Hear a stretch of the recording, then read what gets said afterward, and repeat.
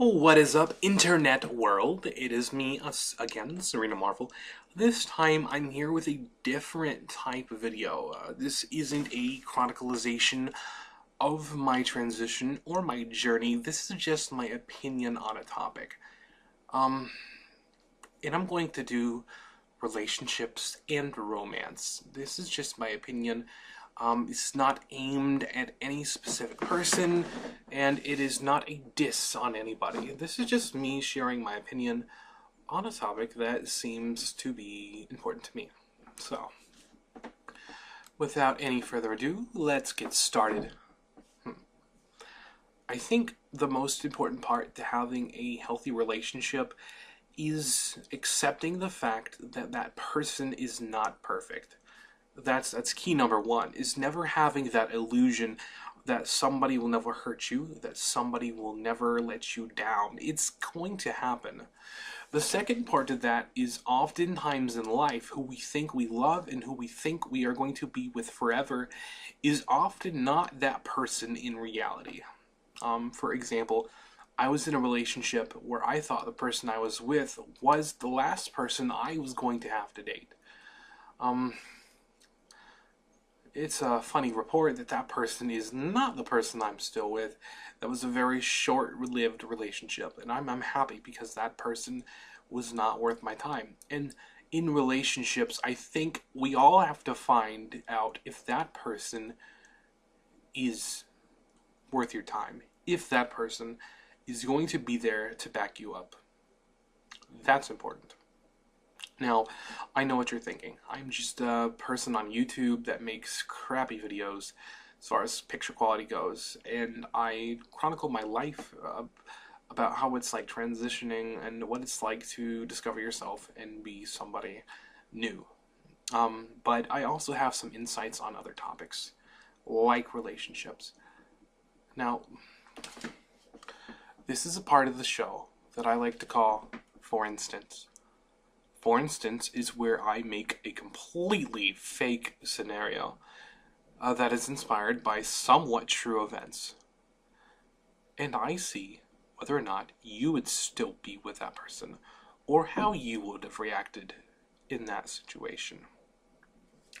Let's say you are dating somebody, right? And that person says they love you. That person says they're your entire world. So you do that in return. You love them. You make them your entire world. You work a job that is demeaning to you, even though you know that you do not want to be there. But you do it because you love that person. Not only that, you move away from your family. You stay away from the people that love you, that you can trust. Because the person that said they loved you wanted you down there with them. Now, this person, who is not real, by the way, has a history of cheating on you. Right? Okay. But you're going to look past that, right? Of course, because you love them. You're going to look past all the times they've cheated on you, all the times they've hurt you. Why? Because that's what you do. That's the type of person you are. Call it naivete, call it foolishness, call it whatever you want, but it's not logical. But that's not the part I want to, that's not the part I wanted to showcase and see what you would do. Alright? Your relationship, starts to decline. This person starts spending time with somebody else, right? That person starts to make you feel uncomfortable. Not only because that person is starting to gain the affection of the person you loved, but also because that person is taking away your world, right? Now here's not the fucked up part. What that person does is that person wants to share both you and the new person. Now, you're not polyamorous. You don't want to share. And you do everything in your power to make sure that person that you love, the person that you call your world, stays with you, right? You go out of your way.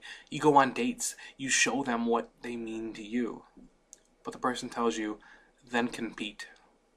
Like you're some contestant in some kind of fucked up game. Right? I know. Starting to sound really fucked up, isn't it? It's because it's true. Sort of. I don't say names though. Right? But here's what's more. Eventually, you give up. You start to move on. But that person, unbeknownst to you or beknownst to you, is either pregnant or that person gets you pregnant. Right? And there's two options depending on which gender that person is in the relationship. If it is a female, they have a miscarriage and they don't tell you until somewhere down the road. Or you have a miscarriage and they are not there to support you, even though you were in a relationship together and that was supposed to be your child. A child you would have fought for, a child you would have taken care of, a child you would have done anything to hold in your arms, but this person doesn't tell you, or doesn't want anything to do with that child, right? Okay? But you move past that. You see past that, right? Because you love them. The magic word, love. It's an aphrodisiac of sorts. It's a drug. You love that person, so you're going to move past everything they've done to you up until this point. Right?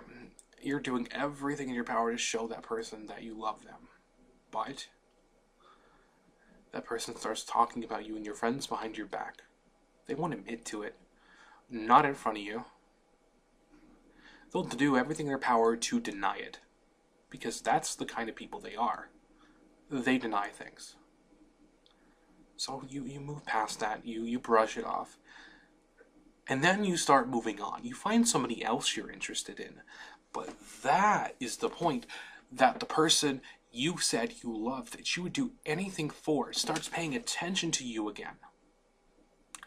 That's when they want a relationship, right? And the person they're with, they left you for, they're starting to do everything that they did to you to them. So it's round two of the same emotional manipulation that person put you through the first time. Now they want you back, right? Whether they want you back in reality or not is not the question, because that person could be using you to fulfill their own sadistic, narcissistic, sociopathic needs. But you're going to look past that, right? Because love is the answer to all the universe's problems, right? No, it's not. You want to know what the answer to all the universe's problems are?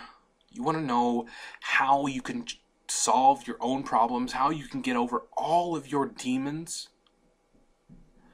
Love yourself before you love anybody.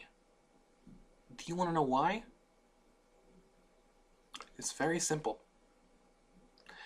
Because you don't understand what love is until you've loved yourself. That's my thing on relationships.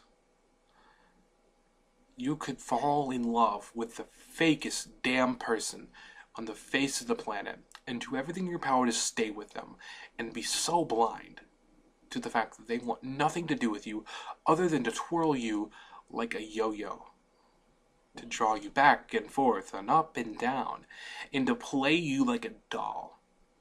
That's all they want, because in the end, they just want to see you suffer.